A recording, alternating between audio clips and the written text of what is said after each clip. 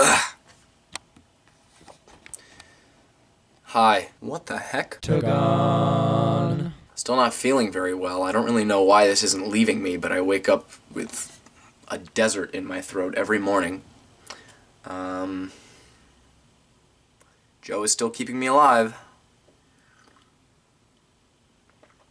Anyway, I've got a really cool video for you today, and we're gonna just keep this Euler-Mascheroni train nice and oiled and going until I have nothing left to say about it, because I love this subject, and I think there's so many little facets of it that we can keep exploring.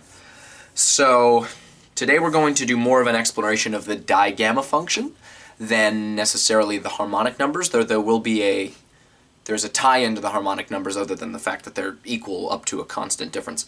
And then after that, I'm going to do another video where I present two more representations of not 1 minus gamma, just gamma, just classic gamma, and then following that will be, hopefully, the next generalization attack against Papa Flammy, because I imagine he'll have responded by then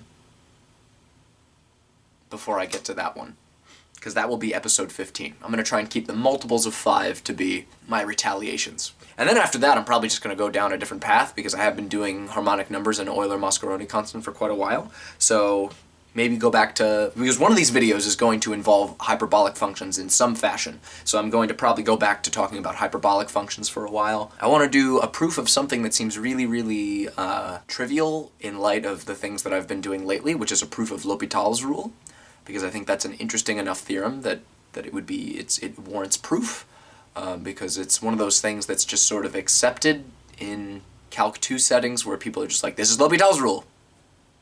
Move on. That's why I hate calling them rules, because that suggests that they're just dictated and not proven. But L'Hopital's rule is most certainly proven, and I will prove it to you. So in that case, let's talk about the reflection formulas.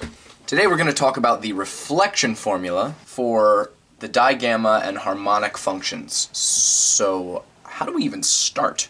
Well, we have a very neat fact that Papa Flammy has proven. It's been done on Mr. UMath's channel, which is, wow, if you understand what that reference is, that's from like 2013, doing like Riemann zeta and gamma function stuff. Really cool videos. They're still up if you want to look up Mr. UMath. Kind of like Papa Flammy, he did a lot of his videos in the Deutsche Sprache, but sorry, Deutsche Sprache. But my point is I'm just going to start with a statement that has been proven multiple times.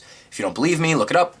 And that would be the reflection formula for the gamma function, which is to say that gamma of z times gamma of 1 minus z is equal to pi divided by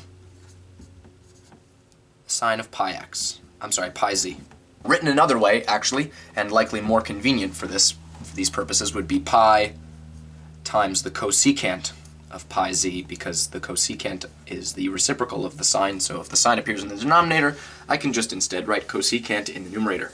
And so this is an established fact. I'm going to start with this because it's not, it's not too difficult to prove, but it's just I want to start here so I can move on to what we're doing. Now let's recall, what is the digamma function? The digamma function is equal to the logarithmic derivative of the gamma function, right? Which is also gamma prime of z over gamma of z, right? And so this is going to just be taken for granted now. This is a definition, so it's not really like a thing I'd have to prove, but I'm just going to, when I say I'm taking the derivative of the logarithm of the gamma function, I'm just going to write this symbol. I'm not going to write this symbol. So we're going to try and figure out what the reflection formula for the gamma function is, and through that, the reflection formula for the harmonic numbers, because, again, the harmonic numbers are very closely related. Let's recall, what is the relationship that we proved in the last video? We proved that the zth harmonic number is equal to the Euler-Mascheroni constant plus the digamma function at z plus 1. So there will be some shift in the reflection formula, but it will be essentially the same. So let's take a look now at our gamma function reflection formula, and we need to somehow extract the digamma function out of it? Well, we know the digamma function is just the derivative of the logarithm of the gamma function, so to get that, we better take the logarithm. So we're going to take the logarithm of both sides. This is a product of things. It's the gamma function of z times the gamma function of 1 minus z. So taking the logarithm of both sides will simply give me the logarithm of the sum of these two things. The sum of the logarithms of these two things. So logging both sides, we get natural logarithm of gamma of z plus the natural logarithm of gamma of 1 minus z. And we have to take the logarithm of this side, which gives us, again, a product, so we get the logarithm of pi, which is already an interesting number on its own, plus the natural logarithm of the cosecant of pi times z. Right? And now, to get our digamma function, I'm simply going to take the derivative of both sides. So I'm going to get the digamma function here. And now when we take the derivative of this is going to be slightly different, right? We're going to get the digamma function of 1 minus z, but then we also need to take the derivative of 1 minus z, which is just minus 1. So instead of getting plus digamma of 1 minus z, we're going to get minus digamma of 1 minus z. I hope that's clear. And taking the derivative of the natural logarithm of pi, that's simply the number I'd need to raise e to get the number pi, so this is a constant, so the derivative of that is 0. And the derivative of this is going to be the same idea, right? It's a logarithmic derivative, so we're going to get the cosecant of pi z in the denominator. And what's the derivative of cosecant? The derivative of cosecant is negative cosecant times cotangent. So we're going to get negative cosecant of pi z times the cotangent of pi z. And why did I leave this space? Well, we have to take the derivative of pi z, which is of course just pi, right? And take a look, the cosecants of pi z cancel, and we're left with this statement that, and what I'm going to do is I'm going to flip this difference, thus canceling this negative factor here. See what I'm saying? So, because this is a difference, I can flip it, thus creating another factor of -1, which is going to cancel with that -1 there, and we're left with the reflection formula for the digamma function already. Wow, so little work. And we get that the digamma function of 1 minus z minus the digamma function at z is equal to pi times the cotangent of pi z. So that's pretty cool. That's our first result of the day, right? The reflection formula for the digamma function. The reason it's called a reflection formula, by the way, is because these two numbers are sort of the same distance on either side of z with real part 1/2. So that should show that these things are all sort of intimately tied together. Oh, real quick, as a side note, before I continue, I made an error in the last video. I said that the Hurwitz zeta function was this, and that's simply not true. Hurwitz zeta function is defined to start at 0, because it can start at 0, because if q isn't 0, then this is well defined if k is 0. So that sort of shifts what I said about the digamma function by 1, so my mistake. Okay, so back to what I was doing.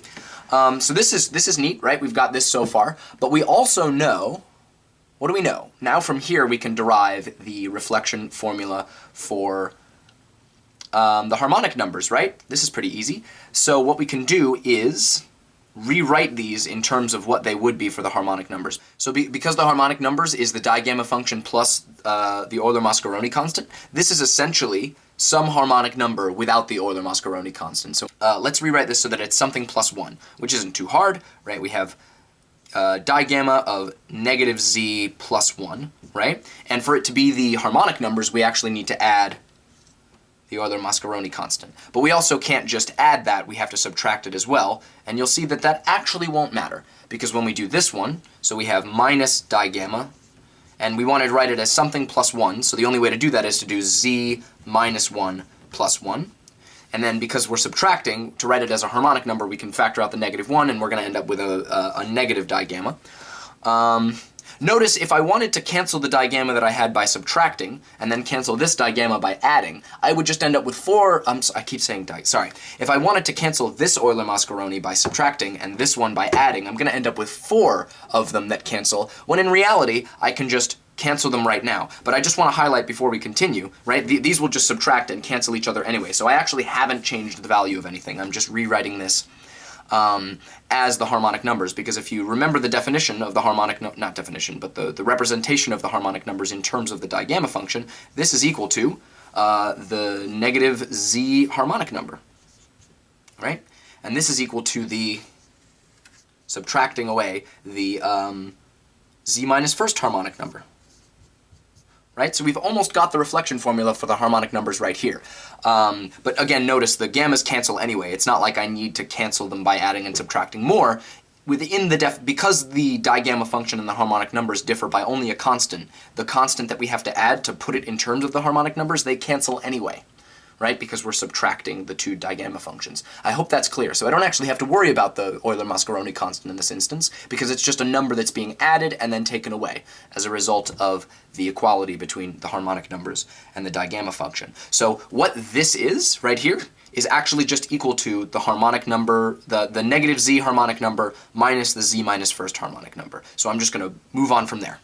Yeah, cool. So we know that this, so now we know we have a sort of harmonic number, we kind of have a harmonic number reflection formula right here, but it's not exactly what we want.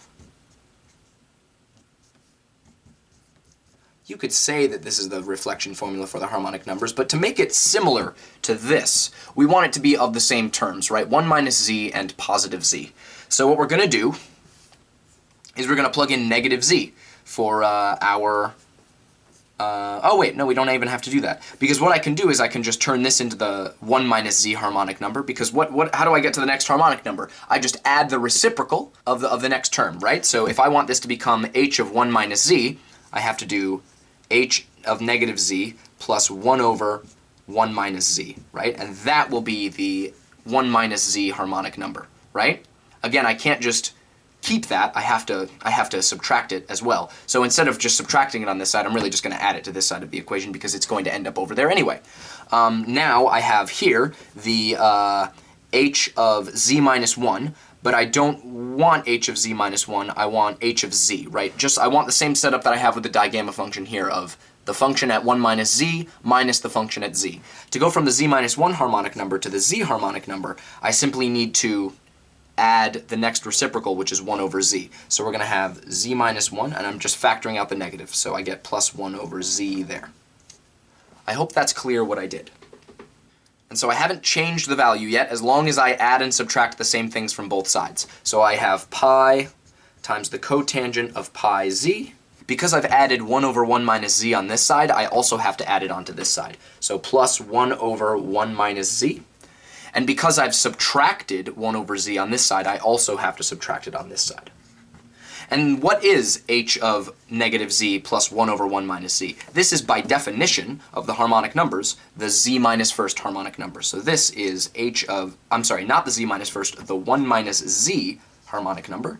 And this is h of z minus 1 plus 1 over z. That's going to give h of z. So minus h of z, and this is equal to pi times the cotangent of pi z minus 1 over z plus 1 over 1 minus z. And this is the second result of today, the official reflection formula for the harmonic numbers about the line of z with real part 1/2. So we have our two reflection formulas for today. Very, very neat little things. What this allows you to do is actually derive fractional values for the harmonic numbers. So say we derived what, except in the 1/2 case. Because think about it, if we plugged in z equals 1/2, we would get the harmonic number 1/2 here. But then we'd also get it over here, right? 1 minus 1/2. So that wouldn't really tell us much. And these would cancel, and this would be 0. So it would all be 0. But if you say no, the z, the 1/3 harmonic number, right? We plug in 1/3 for z, and we get 2/3 over here. So if you know this value, and you can plug 1/3 into all of these things, you can get the value of it here. And you can find the 2/3 harmonic number. So you can get all the fractional values. And I said in the previous video that I'm going to go over the result for like fractional values for the harmonic numbers, but the formula for that is so ungodly complicated that I kind of don't want to do it. But maybe in future, maybe Papa Flammy will do that. Hey, that's an idea. I know I'm not supposed to give you ideas about how to retaliate against me, but maybe beat me to the punch and do the video involving proving what the fractional values for like h of p over q, where p is less than q and they're both integers. There's a formula for it on the Wikipedia article for harmonic numbers, and it's just abominable. So if you want to do that, that would be pretty amazing. I challenge you to that, right? My next generalization will be coming soon, in like episode 15 of or whatever of this. But I would love to see that happen. So, because this is actually a relatively short video, I'm going to film the next one now about utilizing this to prove a very, very beautiful formula. And so I will see you there, but I think that these should be separate videos because this is the proof of the reflection formulas. And bye-bye. Quick little thing, this channel has an Instagram, so it is at whatthehectagon, of course, and it has a Twitter, and it is of course naturally, also at whatthehectagon. And my email is the incorrectly spelled whatthehectagon, why spell check before you make the email right, that you can't then change, at gmail.com. Now all of these are in the description if you don't want to have to somehow watch the video and pause it and actually write it down. That's the stuff. Thank you for watching, and bye-bye.